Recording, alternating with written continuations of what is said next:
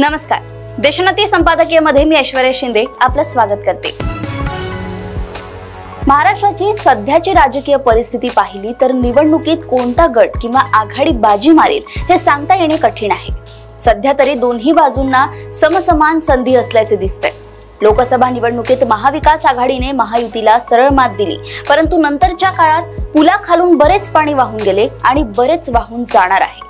त्यामुळे महाविकास आघाडीला विधानसभेत बहुमत प्राप्त करणे तितके सहज शक्य नक्कीच नाही, परंतु महाविकास आघाडीच्या नेत्यांना यावेळी आपली सत्ता येईल अशी ठाम खात्री वाटत असल्याने या आघाडीत आतापासूनच मोठा भाऊ कोण ही चर्चा उघडपणे नाही तरी दबक्या आवाजात नक्कीच सुरू आहे। माजी मुख्यमंत्री म्हणून महाविकास आघाडीने आपल्या नेतृत्वाखाली निवडणूक लढवावी, म्हणजेच मुख्यमंत्री म्हणून आपला चेहरा समोर करावा, यासाठी रदबदली करण्यासाठी उद्धव ठाकरे दिल्ली दौऱ्यावर जाऊन आले, परंतु काँग्रेस नेतृत्वाने तसे कोणतेही स्पष्ट आश्वासन दिले नाही।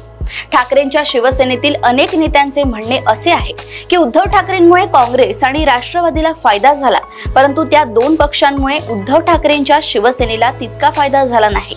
त्यामुळे उद्धव ठाकरेंना प्रचारात सोबत ठेवून त्यांच्या जागा वाढत असतील आणि त्या जोरावर ते मुख्यमंत्री पदाचा दावा करत असतील तर हा एक प्रकारचा अन्यायच आहे। महाआघाडीच्या मुंबईतील सभेतही हा मुद्दा पुढे आला। उद्धव ठाकरेंनी काँग्रेस आणि राष्ट्रवादी काँग्रेसला मुख्यमंत्री पदाचा चेहरा जाहीर करण्याचे आवाहन केले। ते जो कोणता चेहरा समोर करतील त्याला पाठिंबा असेल असेही ते म्हणाले।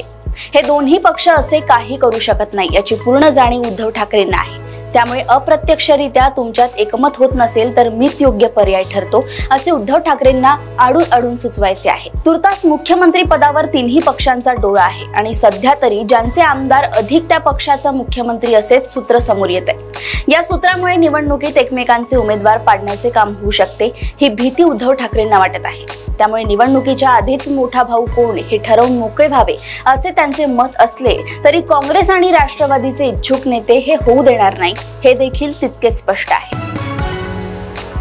अशाच राजकीय घडामोडी व अपडेट सोबत पुन्हा भेटूया देशोन्नती संपादकीयमध्ये। बघत रहा देशोन्नती।